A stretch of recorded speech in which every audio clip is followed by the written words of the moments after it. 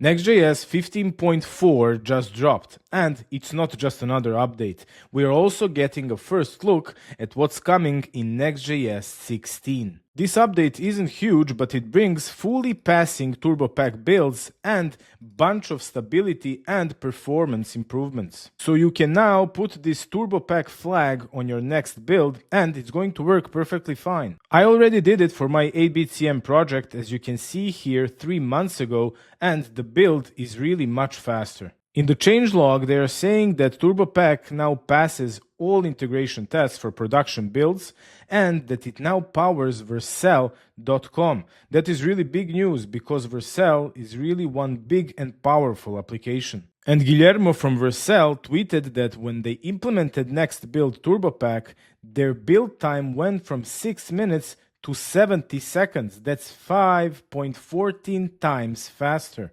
Just a word of caution, Turbopack is still not marked as stable, so if you have some critical app, don't put it just yet because you can still run into some issues. And if you upgrade and you get some problems, you can just put here your issue into GitHub issues from Vercel. And now, looking ahead to Next.js 16. The most important things definitely are going to be this Turbopack and also caching. They stated here that they are focusing on both the developer experience with Turbopack and the core capacities of the app router with partial pre-rendering and use cache flag. And here's a preview of what's coming in Next.js 16. So we are going to have cache components, and that one is going to be all the caching features, so dynamic I/O, use cache, partial pre-rendering, everything is going to be unified into cache components flag. It's definitely going to be interesting to see how are we going to use this cache components flag inside of our applications, and they said they're going to write the detailed Next.js 16 blog post to detail their vision. That sounds a little bit like Apple.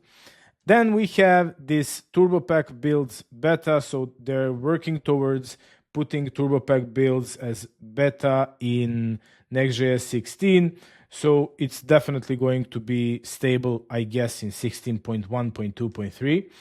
Then we have optimized client-side routing. So this enhances app router navigation with smarter prefetching, improved cache invalidation strategies, and reduced bandwidth usage. This one is going to be really awesome for the performance of Next.js applications. They're going to be much faster. They're going to load faster the client side of our application. I'm really looking forward to this one, to have this whole client side faster and more responsive navigation. I think this is really a great addition to this version. Then we have DevTools and debugging, so adds route info to inspect app structure and toggle components like loading.tsx. So Vercel is here destroying our creativity for testing loading.tsx files. Now we are just going to have some toggle where we can just turn it on to see how is our loading looking. We don't have to make our own ways anymore. Then it adds experimental browser log forwarding to the terminal to support AI-powered debugging workflows. And they're really working towards this developer-friendly way of debugging all the things. If you noticed in previous versions, now we have real errors when something happens. It's no longer just hydration error and you don't know what's happening. Now we have actually really some real errors, so we can always go and debug and just solve anything that we have. Then next thing, we have Node.js middleware stable. So it promotes the previously experimental Node.js runtime that was introduced in Next.js 15.2. That one is great. I'm not using it, so I'll not talk a lot about that.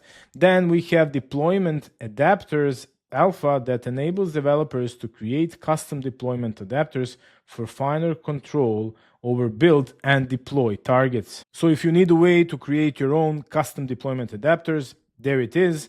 And finally, minor deprecations. The biggest one here is the Node.js 18 support. So if you're using Node.js for your latest Next.js project, please don't update to the latest Node.js and you're not going to have any problems. And if you want to test out all of these new features, many of them are available through the canary channel, and you can enable them by the following flags inside of your next.config.js. I don't know why they wrote here next.config.js when everyone is using TypeScript these days. This is probably a mistake because here they have next.config.ts. And here in the contributors section, this is probably the last time we see Lee.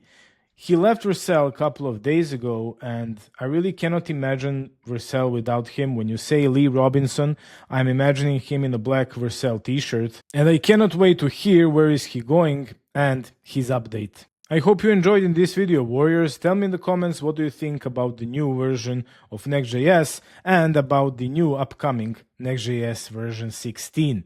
For more videos like this, join the mighty Horde, subscribe.